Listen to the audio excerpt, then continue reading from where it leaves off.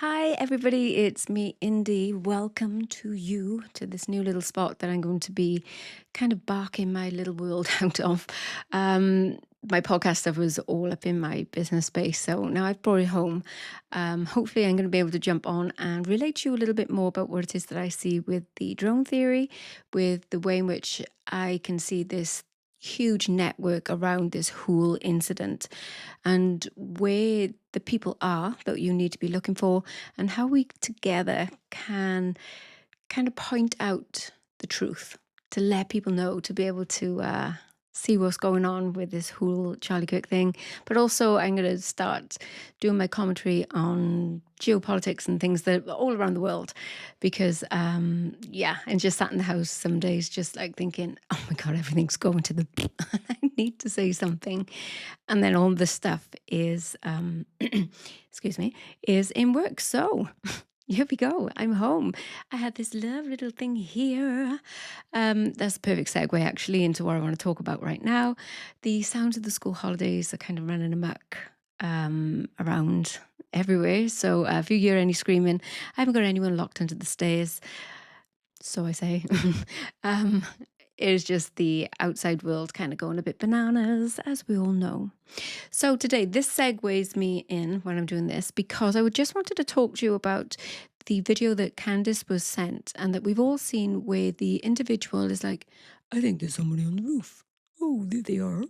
And they kind of do this kind of thing. I think that whoever sent that video has done it in false pretenses, or they've done it a little bit earlier and maybe that person was lying on the roof at the time when I think that they were lying on the roof, which was much earlier in the morning.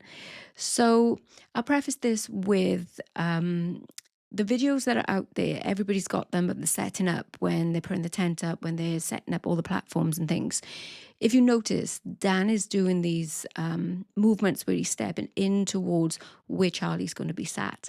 And for me, he's touching his mic and he's speaking to somebody. And I think that he's actually lining up the chair with that very spot on the roof.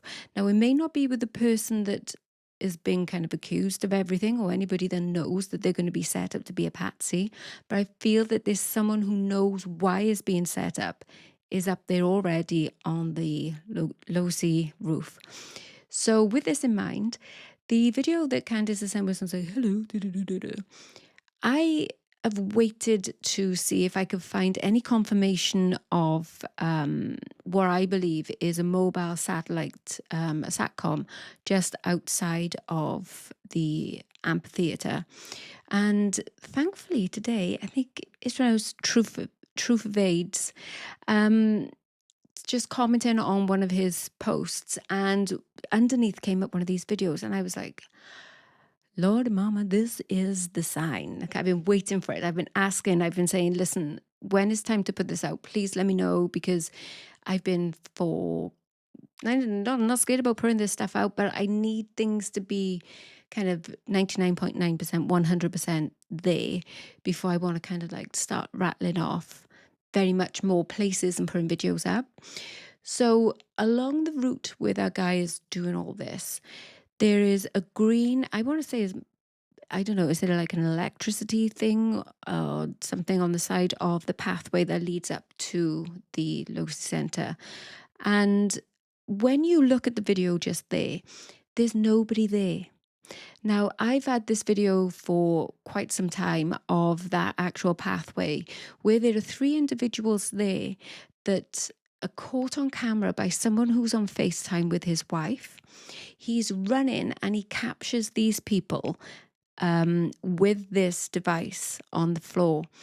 And he just carries on. He runs up the bank in and towards, I want to think, like the car park or something maybe. But those individuals are not present in Candice's videos. In fact, the pathway is quite empty and quite clear. The videos that I found today, so the one video that Truth had on his feed in a post just underneath, actually shows the video of Phil Lyman, fantastic quality. I have actually asked him, how does he get such fantastic quality? And when you come out of the door of the Sorensen Centre to like the dining area, and you look across to that pathway specifically, you can see the person there in the red t-shirt and the black shorts and things.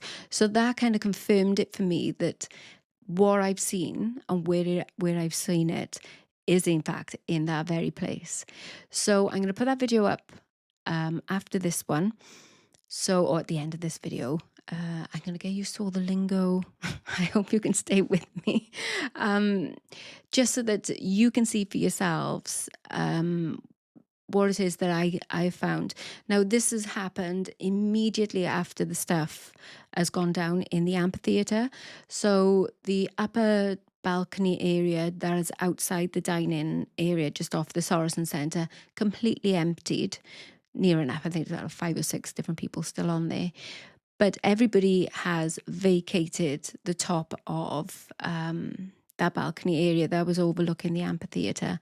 So I'm going to put it up, have a little look, and then with the device that's on the floor, I've got various names and things for it as well. So I'll be able to point you in the right direction.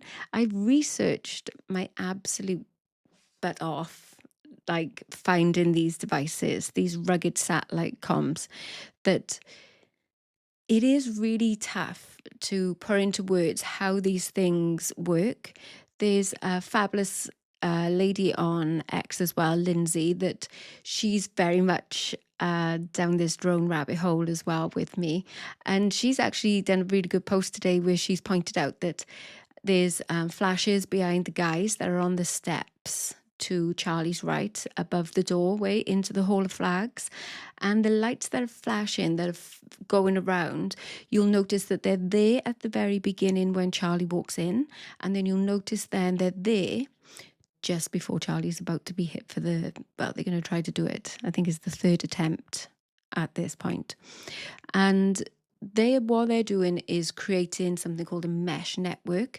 So they fly around and they pass the data off to each other to be able to complete a privacy kind of, let's say, a dome, for want of a better word, over the amphitheatre, so that data can be passed around between the mics, between the players that are involved in all this, so that they can take in the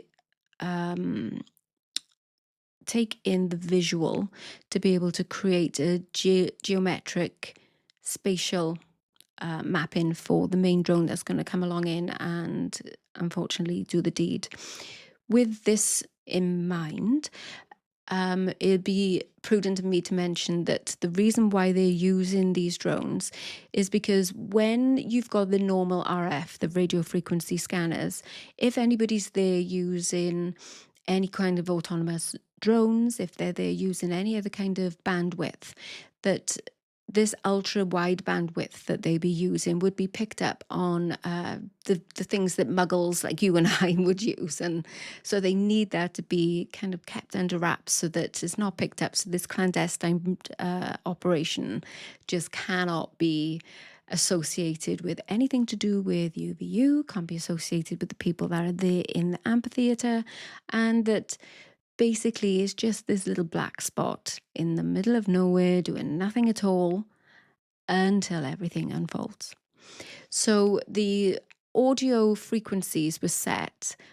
We've all got this video as well, but I'm going to put this on at the end. Let me write that down. Oh, my noises. Audio. So to go with this, just to show what it is that I mean, with the little drones that are going around, whether they're in the shape of an insect or if they're nano, micro, whether they're the Black Hornet, which you use for recon, which can actually, I have found some very dark sites where they show that they can be used for lethal purposes, shall we say. They can be fitted with weaponry payloads. That they go around and they map the area out. So when you look around the auditorium as well, which can be mistaken for lasers, i.e. ones that can cause damage, but in fact you'll see flashing lights as well called Li-Fi. This is working with the drones to be able to pass the data around where this geometric layout of a boundary is, where the targets are, where the people who are in control, where they are as well. So if you've noticed, there's flashes that go down the one side, they're always over on the wall, and they are actually then preceded with the presence of the bigger drone, the one that's going to be used for the lethal munition of what I believe is a flechette that has been fired at Charlie later on. The drones then need something to be able to send this data out.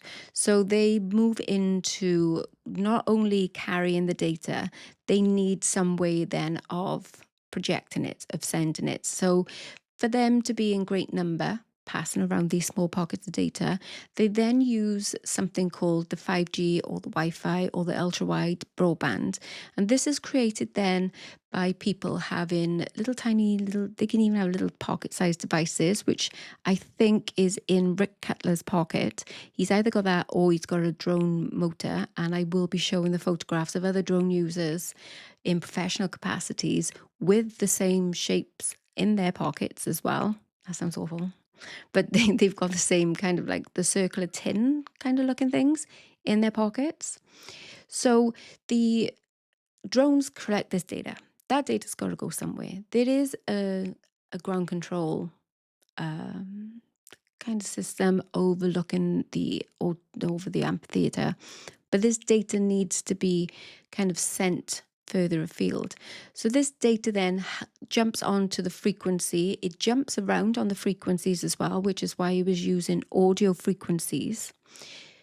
This then goes via the 5G Wi-Fi out to the satellite, which then passes it on and on and on. And that's another chapter altogether about where that goes.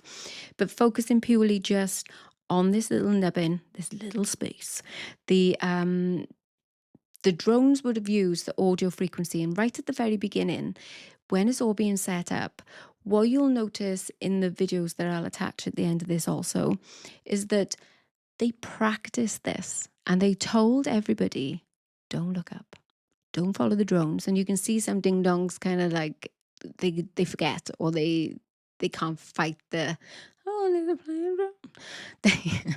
You can just see a couple of them, but they've been told make a racket, and then they're practicing to see what the ground noise is supposed to be.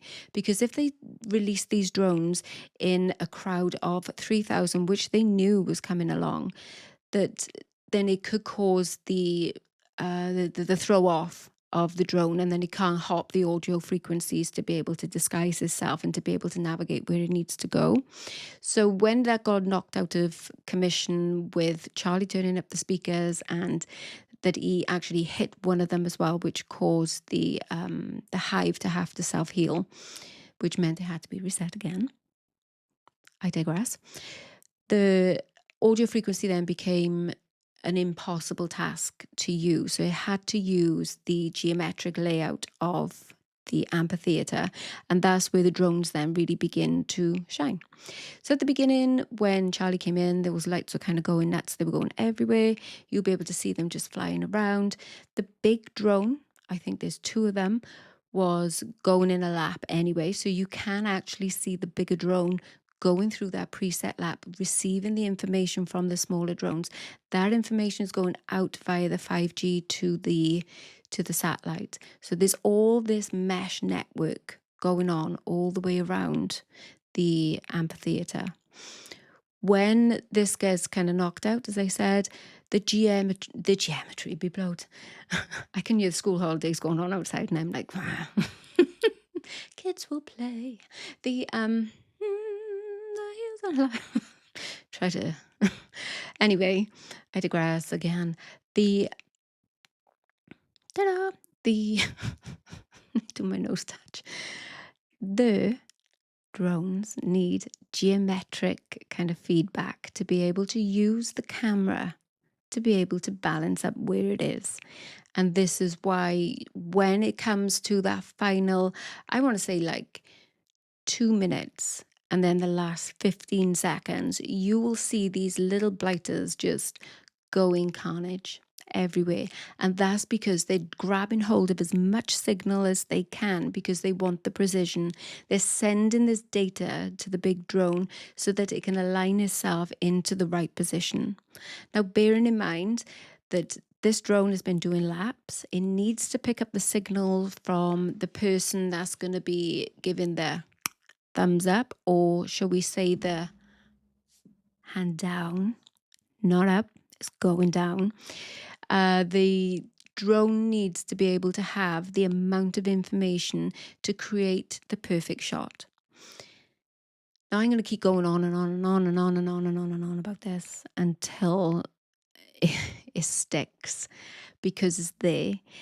I may have a kind of the finite details kind of off kilter a wee bit, but this is what's happened right at the end. Charlie and the divine intervention that he created and that was given to him, that was given to us, has allowed us to actually see through this whole clandestine affair. If it had gone on the way that they'd wanted it to, we would be none the wiser. I mean, of course, we're all going to question everything. We're always going to be like, you know? But the evidence would have been stacked in their favor.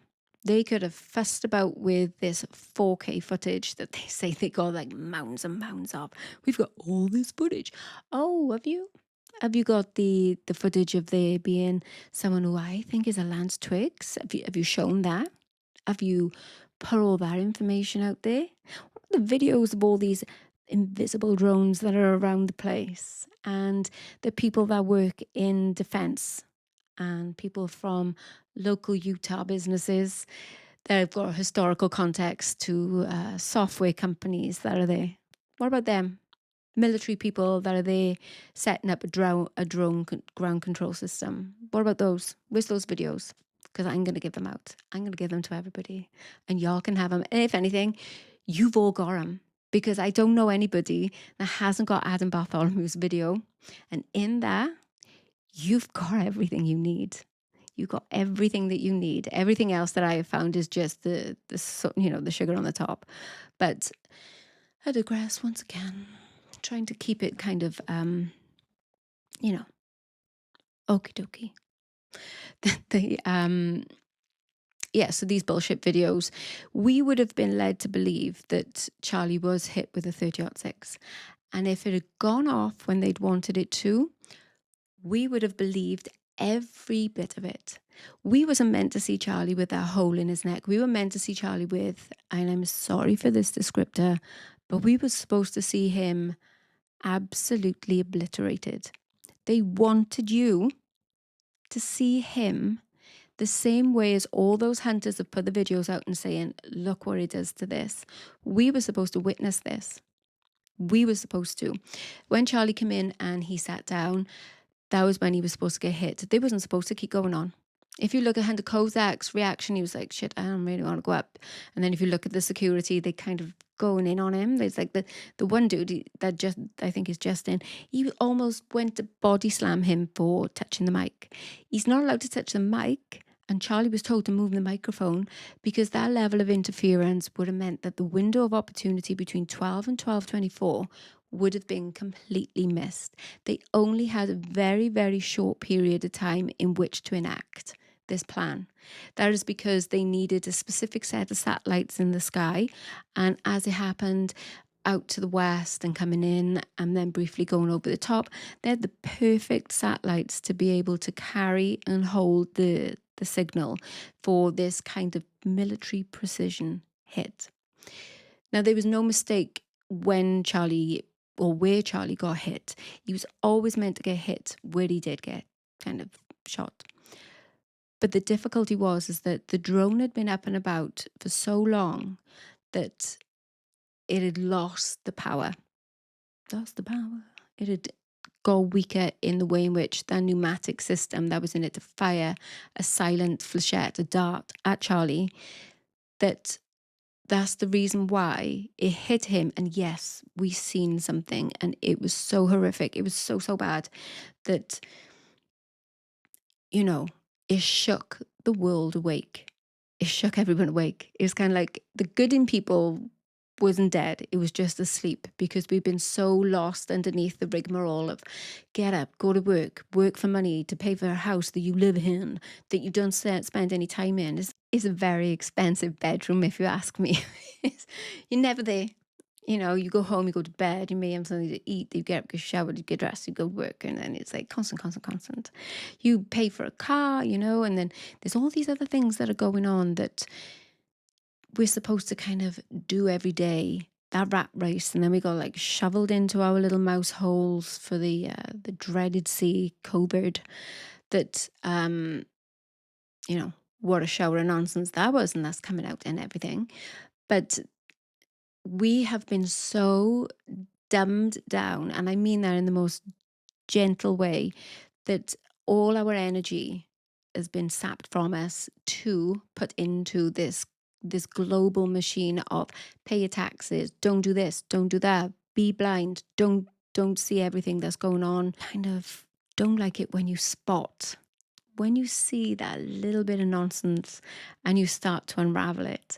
So where we've been kind of docile, what we saw on telly that day, what we saw on our screens, what we saw in our hands was something that shook the good, the awake, woke us all right up. Now, the people that are woke, I love it when they the woke right. It's like, oh my word. How many more kind of World War II kind of bullshit things can you like throw at people? We know that we're good people. We know we just want the best. And so over the decades, these kind of slurs can be attached to people, and then it's like, that'll shut them up. Now it's kind of like, you don't wear it with pride, you just bat it straight off. And it's like that, lay it on me, bitch. This is not going to play no more. So it's really, really cool that everybody on this side of history is of the same mentality of shut the F up. Stop pulling your nonsense because we see you. And that's what happened when we saw that happening with Charlie. So what they wanted to do when they polished this turd of a narrative for this Patsy story is that they wanted everybody to be so reviled by the things that we saw, by this absolute decimation of a human being. They wanted us not to become awake. They wanted us to stir up. Like a grumpy bear coming out of a nap. I mean, we don't even need to be bears, do we? We can just wake up from a nap and think, ugh. We're reverting back to form quite quick, but they wanted us to have even deeper infighting. I mean, we know from like COVID, we know from BLM, we know from the fight in color, in class, in everything, that this is what they want. They want the division and the trans furry nonsense that they wanted us to believe was to rake in just someone else into the furrow that they've been able to shovel up and kind of stoke into a fire over the generations. But we seen through the bullshit, thankfully. The divine intervention, as I said, it was there for us to be able to stop everything going the way that they're like, oh, you can't stop this new world order. Nope, it's coming. It's like that. No, I don't think so. I think the Charlie Kirk thing was a wake-up call, not just for us to wake up, but a wake-up call to say, now what are you going to do? What are you gonna... I got a hair in my face, good God. Sorry, guys. For us to wake up and be like, yawn, fart, stretch, let's sort this shit out. And so many people are doing it that they're speaking out against different factions, people, places, evil. And so I'll never bring religion into my moral assertions with you guys. That's kind of my thing, to just lay down right flat now. There won't be any Christ is King and all these other things. I'm speaking to you, human to human. Now, your faith is your faith, but as a human being, we should know that it's wrong to hurt another, try to have control over another. We're supposed to be in perfect harmony. That's never going to happen. I mean, I piss myself off some days. So, I mean, we're never going to live in complete harmony, but we should live in compatibility and then respect differences and distances between who we are and come to learn about each other, that maybe we might not be able to live in the same kind of sphere of with each other, but we are all on this same sphere or flat earth, wherever it is that you believe. I shan't get into that either, not today anyway, but I will. But yeah, we kind of all woke up. Oh, I was already quite awake, actually. It's just nice to be able to hear people say the same stuff and openly express how they feel and what they see and what they hear.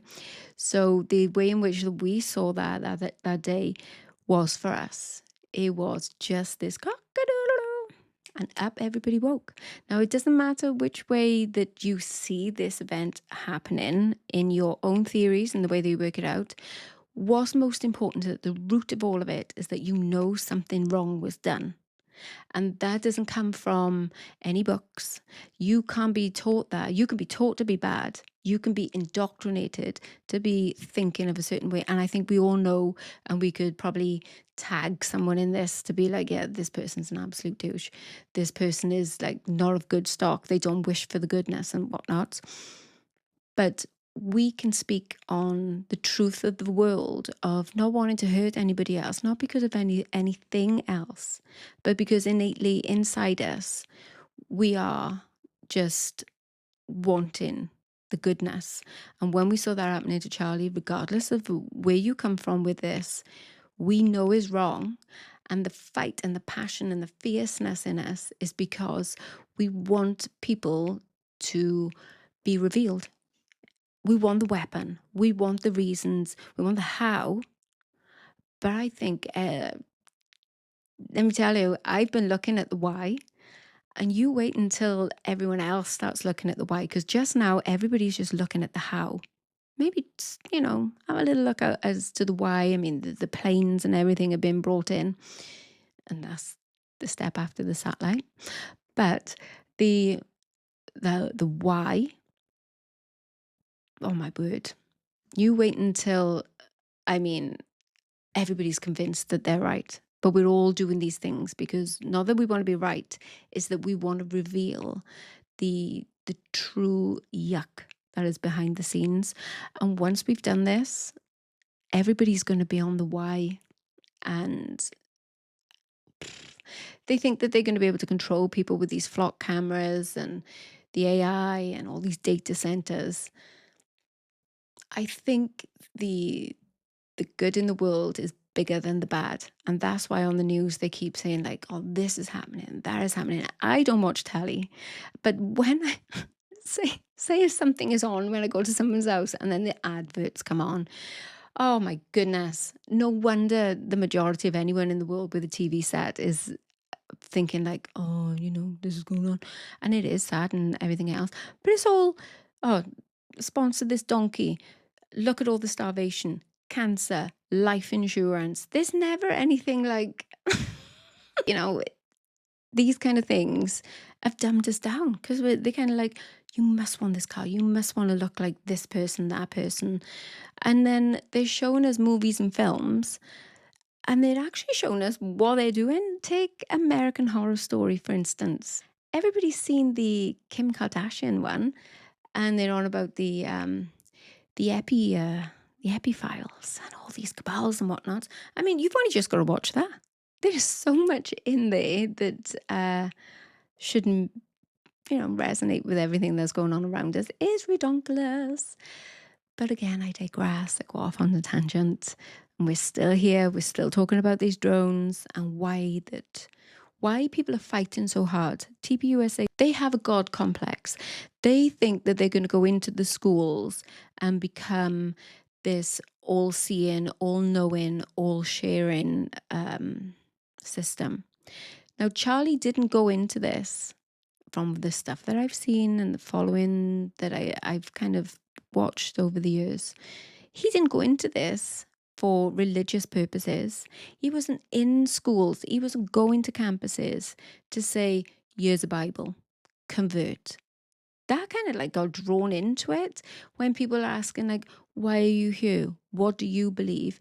Because he had to back up, the foundation of the stuff that he was saying from his own personal point of view. And I disagree. I disagreed a lot with what Charlie would say. Didn't stop me wanting to listen to the political message of different things. People would disagree on a more religious level with like the determination of life before the growth and things, that people get really gnarly about that, and that's fine. Each to their own. I'm not getting into that. And I'm not even stating my opinion on this. My point being is that he would want to go in because he wanted to make the country better. And because people were there asking him about his faith, that overshone then the fact that he wanted better for everybody. Now, the staying at home and having the kids and women shouldn't work. I mean, I don't think he said it hard enough and long enough and loud enough for Erica. Because as soon as he's gone, she's out of that house, boy. Has she even gone back home? I don't know. Anyway, she might have PTSD of having to raise her beautiful babies. She hasn't gone back home yet. But that those kind of things were a faith-based thing. It wasn't a policy. He wanted people to have lower priced eggs. He wanted people to work. He wanted people to see what was going on and to have no wars, and for people to work with each other and to take care of their country and their countrymen and to, and all that kind of jazz. But the religion just kept getting dragged into it all the time. And then it kind of digressed into this kind of faith-based system to now say, but we're going to get TPUSA faith into schools. It's like, why are you educating people about those things? They should be learning how to do taxes, how to money manage, how to sew, how to knit. And yeah, I know it sounds a little bit archaic, but what's wrong with, learning something of a bit of with dexterity, learning how to use your hands and building different things. Not everybody wants to be a mathematician. Not everybody can do maths, We should be teaching the way people learn, not making them learn the way that we teach. So there's that kind of divide for me just there, that TPUSA went and had these, the event of the century. I'm like, oh. I said to my husband, I was like, if you have an event of the century when I'm not here, I'm haunting you. I'm haunting you big time. You've seen cupboards open and whatnot. And I go, I'm going to chuck the bowls, baby. I'm like, I will give you no peace. I think Charlie actually would be really, really, really disappointed with the way in which his hard work has been completely bastardized and also then completely warped. All those miles and hours and abuse that he took, I feel that he spent more time building that business to put America in a better place, that it took them all of 2 seconds to completely decimate it in the ideology and the vision of people, that he was like, I see what you're doing and I am not that. And that to me is being brave. They wanted you to see him being punished, but also to send a message. Keep talking. Keep saying these things. Keep saying no. Keep denying us the stuff that we want. And it's not going to end very good. We will take out the part of you that was used to speak the truth. But, they messed up. They messed up royally, and they did it in fantastic fashion, that even the cross chain for Charlie, for his faith, that he held so close and so dear that wasn't what he had for his policies and his politics. That was completely different. But morally, he wanted to be a good person. He wanted to be a good dad. And when that flechette hit, and I want to go into the science of this, it threw an energy at him that usually would cause a lot of damage through if there was an exit hole. Now, getting back down to kind of the incident, a flechette is something, especially if it's made from tungsten. It could be done from steel as well, if it was actually used with an air pocket in the front. But they didn't need to do that because it was a very close range, high velocity projectile that was fired that day.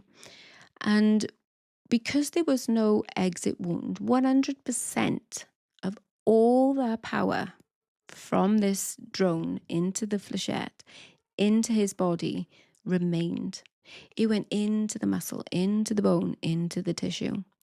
It sent a shock wave that kind of repelled up so much that with the expansion through what is called the temporary cavitation, that is when all the nonsense is going on inside him, that all that just, it causes this explosion. I'm trying not to be too graphic with this because, I mean, we've all...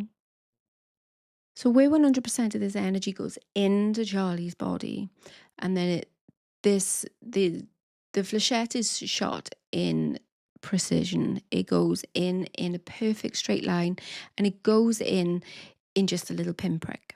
But when the flechette goes into the body, I believe that it's been modified in such a way that whatever's on this will cause even more damage. But there is a pinprick. You can see it in the videos that I've put up. There's a pinprick where it goes into the neck. And what happens there is that it has something called a tail splash that can only be from a high velocity projectile that's just gone straight into the skin. This has caused the physiological reactions and whatnot, but focusing purely just on this chain, that the energy that's expended that pushes the chest up, that expands through the whole body, causes then, because if you think about it, this energy now, this is going to be a really scientific demonstration. The flechette comes in, but is being fired in such... it's not even fired, actually. I just want to say is dropped, is launched, is propelled forward. So it's not like it's just like a bullet where it would just be hit and gone. It's actually, I feel is propelled, is through this pneumatic kind of air that's shot the flechette in towards Charlie. So when it's hit his body, you can imagine that through the air, this energy then is coming down and from the left. So as it's coming in, is picking up the pace where it would, there's a maximum speed that this flechette would have eventually got to before, So then when you've got all this speed, this energy pushing towards somebody, that energy needs to go somewhere else. And if you notice with Charlie, everything comes up towards that left-hand side. It moves him up and back. That the cross where this ricochet of energy comes up, that the cross comes up, the chain goes back, it pulls, but that radial energy has got to go somewhere. It's got to meet its nth degree. So once it's gone in one direction and has expended everything that has got going there, that doesn't mean that the energy is completely gone. It means that there's got to be that opposite and equal reaction. So as soon as it's gone in this direction, thank you, Newton, it's going to come back in the other way. So it's going to push back. It's going to have that energy come back. So once that cross has gone into the back of the t-shirt, then the cross is going to come back through, but it gets caught in the collar of Charlie's t-shirt. This absorbs some of the energy, which causes this kind of ripple effect. And what we don't get to see kind of in any cohesive aligned pattern is that when the chain snaps, we don't actually get to see the snap whip. We see the whip out the back more than anything else. But if you slow it right down and if you watch it, you can actually see the journey mark, the crease mark through the t-shirt. So that cross with that energy, that kinetic transfer has thrown the cross back. It has then reached its nth degree, is pushed, is thrown all the way back forward, comes flying through, gets caught in the actual collar. The expended energy still needs to keep going. So it's going around back to that very point at the left-hand side where the chain then snaps. This then pulls down from that left-hand side. As that energy keeps going back through, that radial wave is shifting through his body and through the chain. That's when you see the energy begin to puff up through the t-shirt, aligning with the appearance of the explosive energy of the temporary cavitation. So if you notice, that happens before any kind of loss of internal damage makes its appearance. So when you get this puff, it looks like a donut, and that's because it is a radial movement. It is in this perfect kind of circle shape. It is from the chain also coming through. So as that chain then whips down, the cross drops off, the chain comes around, but now that it's snapped, it can't keep kind of going round and round and round. It has to reach its nth degree, which it does when the end that's left is caught onto the t-shirt. So this then becomes an absorption point. So rather than it being a conductor of just keeping it going round and round, it gets absorbed down into the t-shirt fabric. And then when it keeps kind of traveling up and down, by the time that chain is whipped up, because you'll see it do that wavy bit out of the back of the t-shirt, and then it goes straight, that's all that energy all at once traveling through each link right to its nth degree. And then as it comes back down, there's not a path. It's going down the path of least resistance, which also means then that as it comes back down and into the collar, it's being absorbed into the t-shirt. So there's not this kind of one energy going round and round. Imagine like if you was to whip like on a roulette wheel, should we say, going round and round and round. But because there was this gap, there wasn't this circuit, it has to kind of end at some point, which is why it goes perfectly straight and then it goes really lax, that it begins to kind of create the wave where the energy was still kind of moving through it, but it didn't have enough energy to keep moving through it, should we say, if that makes sense. You can see that radial whip as well, because where the expansion then through Charlie's physical body occurs, you can see the left-hand side, the neck, the head, and this is because the majority of the damage would have been done on the left, because that's where kind of this where the flechette went in, and why his wedding ring came off, because it doesn't discern which fluids are going to be coming out. It's going to take it all with that kind of hydropressure. So with the necklace, just to put that to bed, that was pure physics, pure kinetic energy transference. I know that it satisfies the eyes to maybe, it would be that it needed to have an explosive element to it outside of, that wouldn't just happen, the out of kinetic energy transference.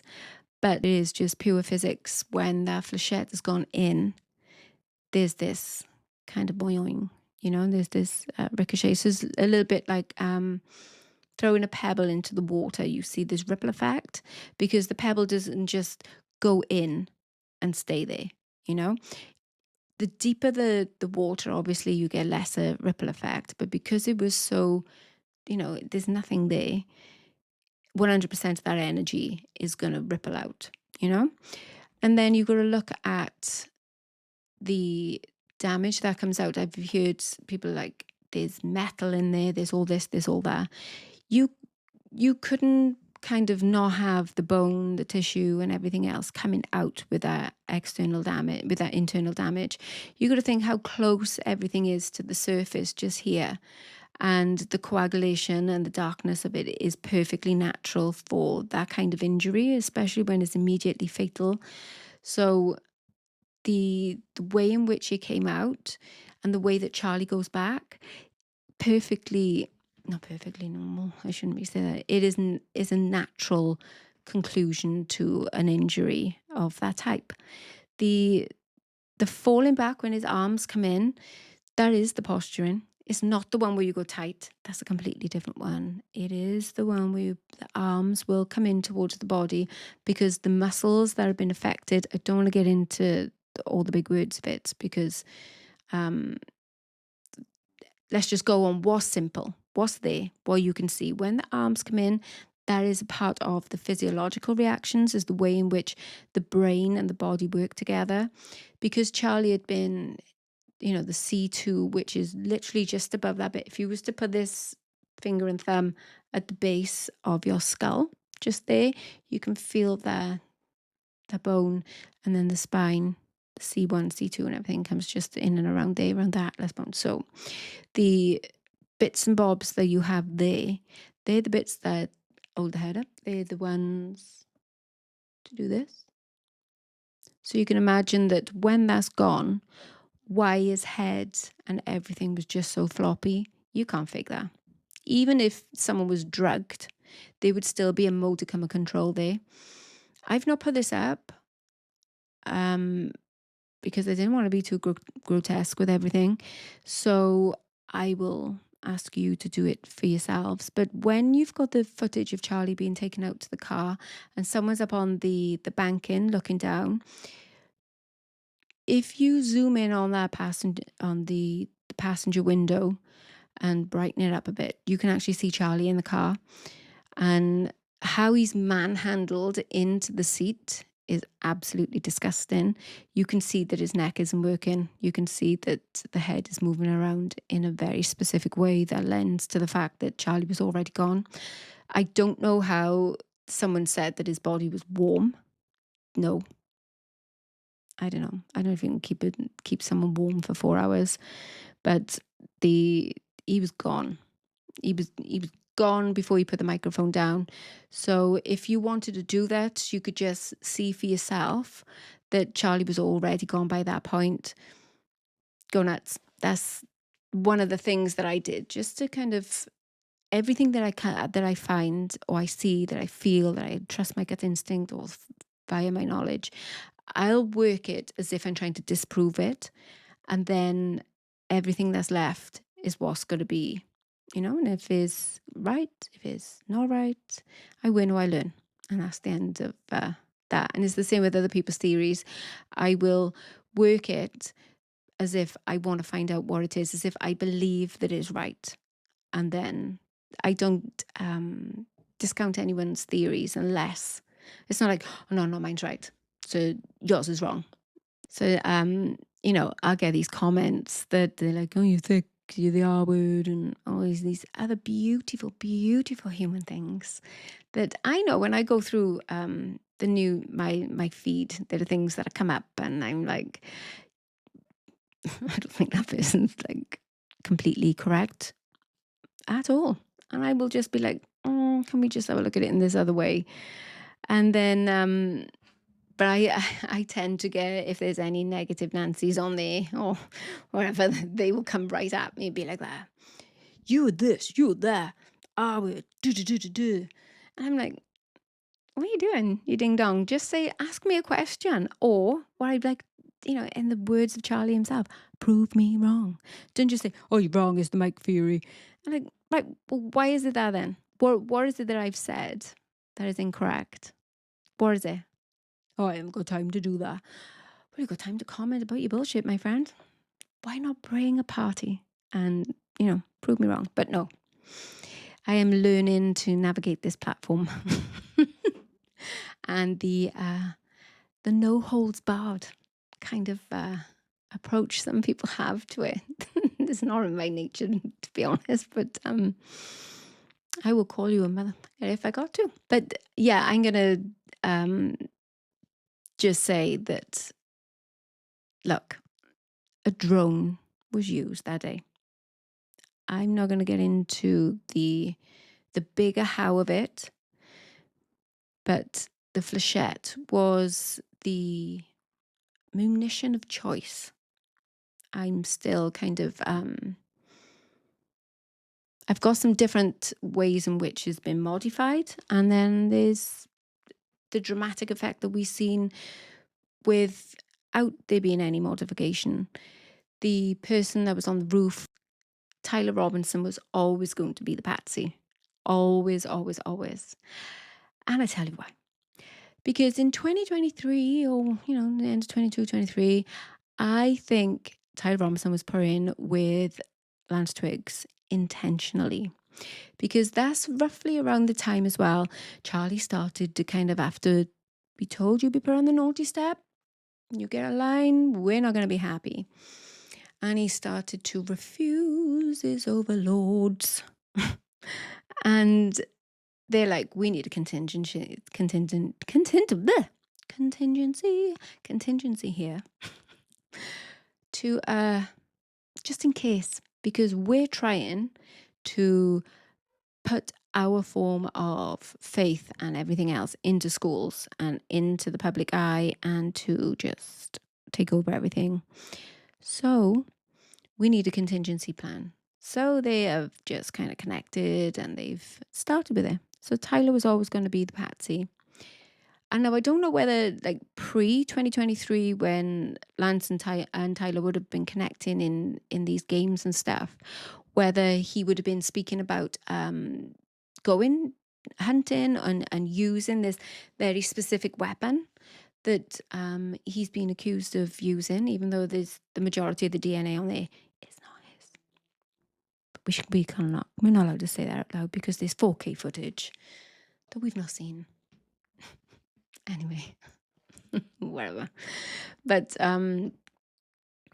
they kind of, I think, and do you know what, right? I think there's quite a lot of these sleeper exercises out there. I think they've probably got contingency plans for everybody who is in some sort of influential orbit, that they're like, oh, we're going to put this person on this person's path because we need this to happen. So I think that there's this interception for everybody. And to be honest, like in 2022, when he had that car crash, when that car went into him, I wouldn't even put it past the plan even being enacted then. What did he write down? What's that handwriting that he did? Because that little love note that was kind of surprisingly put into on our screens, which shouldn't have been shown, but that FBI CSI woman, wherever she was, do you see a smile? Do you see that kind of? They did it. What a bitch. Smirking. You can see that was disgust. It was, they wanted to put that on the screen. There was something in the other stuff that they didn't want everyone to see. They wanted the narrative of, it's 4K. Oh my God, I've seen the sweat on the brow. It's like, oh, suck a bag of everything, will you? No. So the I wouldn't put it past them to have actually, I'd be interested to see who that driver was, that car accident wasn't actually set up, that he actually went into him on purpose, either to get like his signature or fingerprints. You could even get fingerprints at that point. I mean, he held the clipboard. The other person ran off with it to fill in their details. I mean, yes, I'm in major tinfoil hat country right now with that kind of stuff. But why couldn't it be true? Why couldn't that be true? Because these people are pretty dark. But yeah, so I think that he was playing with Tyler. Tyler was playing with Lance. And you know the random scribblings that they found of Lance's? I want to know why all this stuff that the FBI put up as well, when they went in there and they took photos, that's been completely scrubbed from the internet. I don't know if anybody else can remember that the photos from that part of their investigation were out there. They've gone. And now it's Turkey Tom who's got the photos that apparently have been sent in to him that is much tidier than the photos that the FBI took.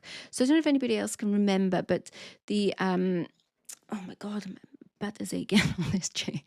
The photos that they put out was that the apartment was very messy. So I don't know if anybody else can remember this, but Turkey Tom's photos are very tidy of Lance's table. But I've been looking at them, and I've said this to quite a few people, and I've put it out there just briefly before. But I've run them through AI, and oh my God, they actually look like UVU. They actually, they've got 1205 and 1206, which would correlate to the time that I thought that Charlie was meant to be hit. There's a number of different words in there as well, and just things that would seem quite random. But when you look at it, knowing the situation, and it's not this confirmation bias, because I've run it through AI got no kind of thing in the game, nothing at all. I've just run it in blind. I've just been like, what do you see in these pictures? What do you pick out?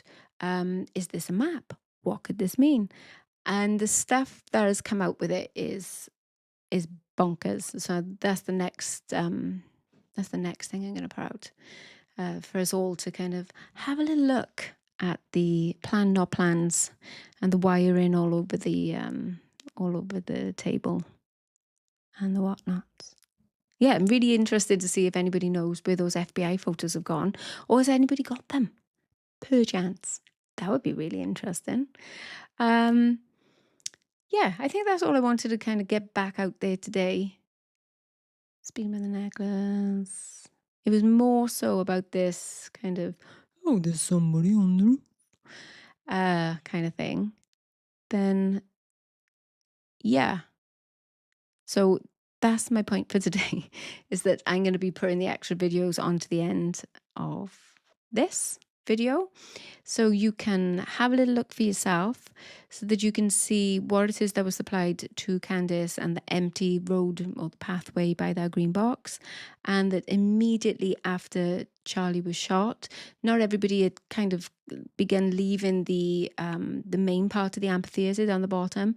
So when Phil Lyman walks out the door in the video, people that I saw with the device, my own divine timing today, is that those people in my video, the bit that I was waiting for, the kind of infernal permission to have it confirmed, has been confirmed today.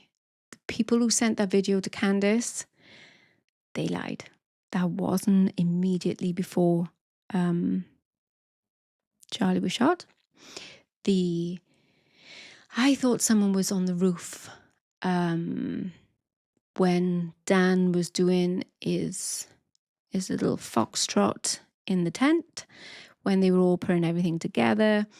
There's actually, oh my gosh, as well, speaking about Lindsay with the lights that are going everywhere with the drones, a little bit of even deeper confirmation of this is that when Charlie first arrives and he goes around to the left-hand side, on the table just there, you've got the two, I think they might be like the Rode mic chargers. Just next to there, LiDAR scanner, which is used for the geometric boundaries to map out where everybody is, i.e. the camera girl, Brian, Frank, when Brian and that camera girl do the old cha-cha-cha repeatedly, look for the patterns. What's his name, Schneider, goes over to the other side in exactly the same place where the UVU review woman was violently shoved because that girl was in the way, and they couldn't miss their last opportunity. So yeah, this is where I'm much further. I'm much wider with this anyway. But that's for you for today. Any questions, pop them in the comments. Pop this on Rumble and on YouTube, just in case YouTube take it down, to just build on and reiterate the points, just surface level basic stuff. This, I'm going to be going deeper. I want to name names, and yeah, that's going to be next. Thank you for being with me and listening to me waffle. Have an amazing whatever you're doing day. Ciao for now.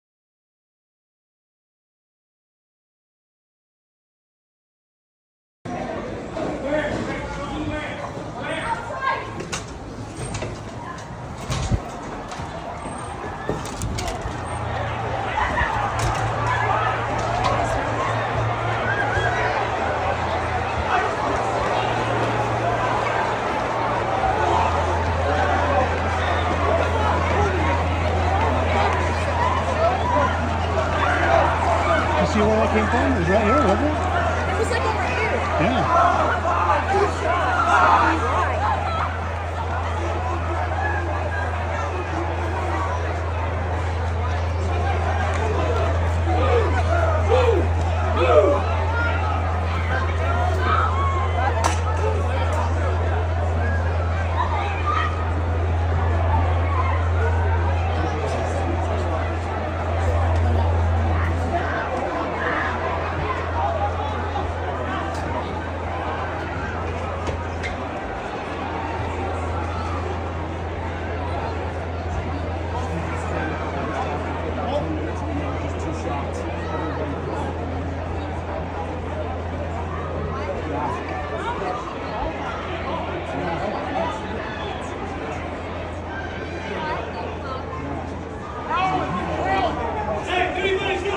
Tell me now, please! We got police running around with guns, seeing if anybody has ammo.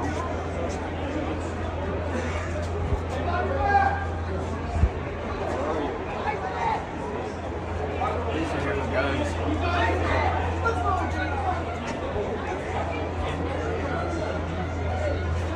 Where?